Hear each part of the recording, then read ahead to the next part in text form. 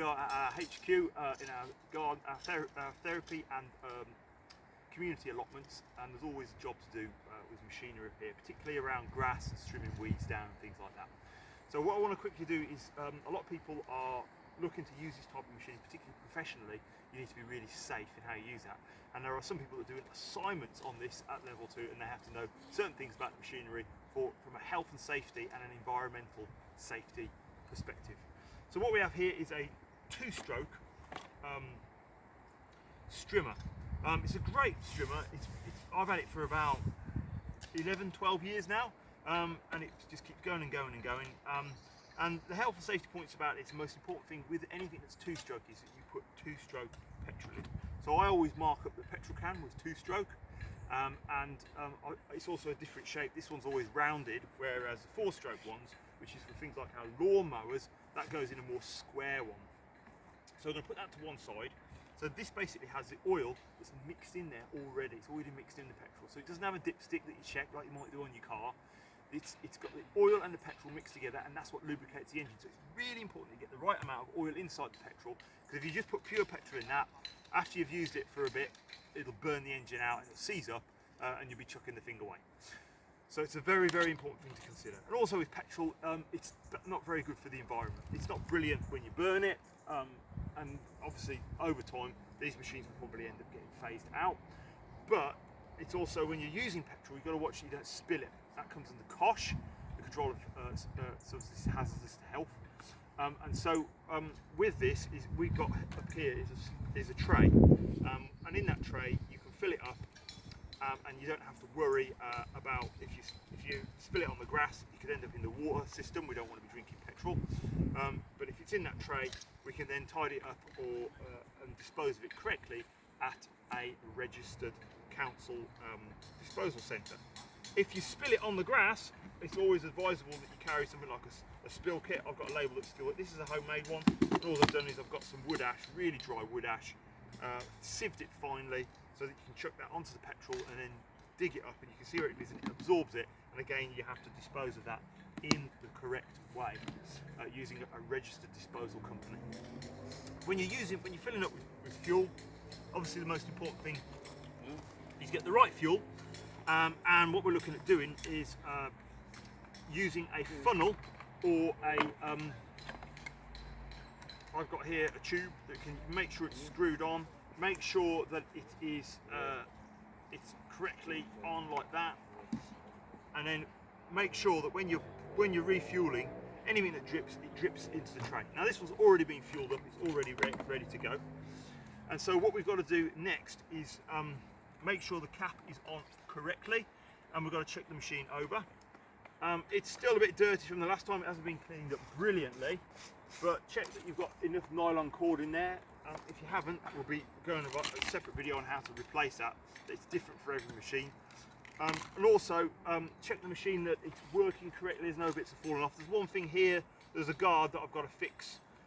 It's still just about safe, but I've got to have a look at that and get that sorted out, that covers the exhaust, which is quite hot. So, and that's why you need to be wearing the correct PPE before you start. So you can be wearing a face shield, goggles, ear defenders, and you'll notice I've got gloves on. These are special anti-vibration gloves because vibration from the machine can kill off nerve endings that are within the constant vibration damages them, and it's just underneath the surface, and you'll end up losing sort of feeling in your hands, and it causes all sorts of health problems. So make sure you're wearing all of those things. Make sure that all your skin is covered up. Don't be wearing shorts and flip-flops. Wear safety boots and tight-fitting clothing. And also be thinking about the stickers are here. Obviously read the manual. I'm telling you the manual at the moment, and it's telling you the things that you have to do. You have to have a nylon cord on this one. You have to make sure that people in the area are wearing PPE if they are within 15 metres or 30 feet of a radius of where you're working, because stuff that comes off there comes off 40 miles an hour, it goes into your eye or hurts them, that causes problems. So the next thing is starting up the machine. Obviously you've got a choke here that you've got to put on, that goes all the way up. That cuts off air going into the carburettor, and that means that you have a rich mix of petrol goes in, and that's what you do when it's cold, when you've got to start it up.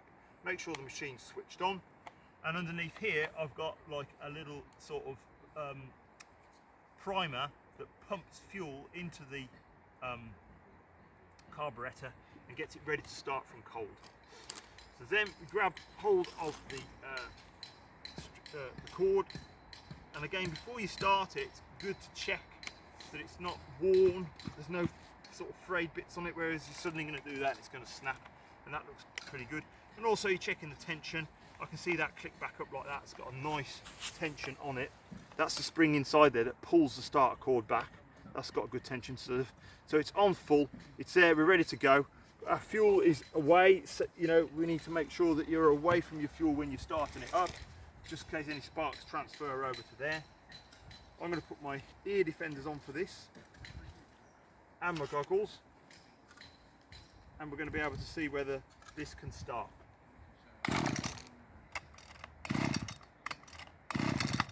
Right, I heard it catch then. That means that the choke can go down to halfway.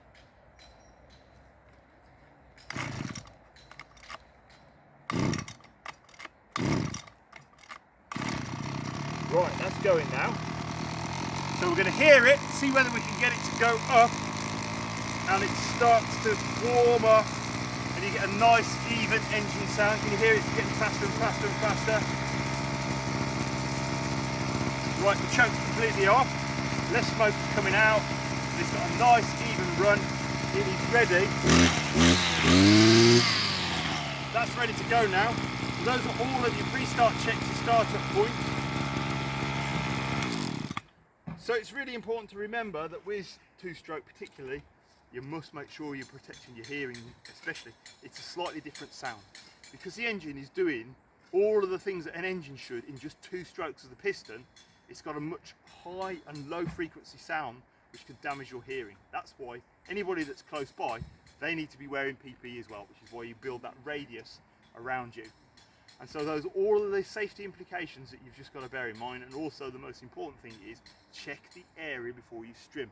In particular for things like bees' nests or wasps, those are probably the most dangerous things that you can go into, because some people, if they get stung by a bee or a wasp, anaphylactic shock, it's a matter of life and death.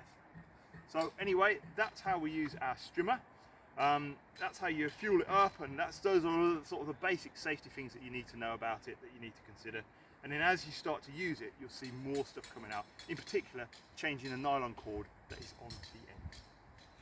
Thank you.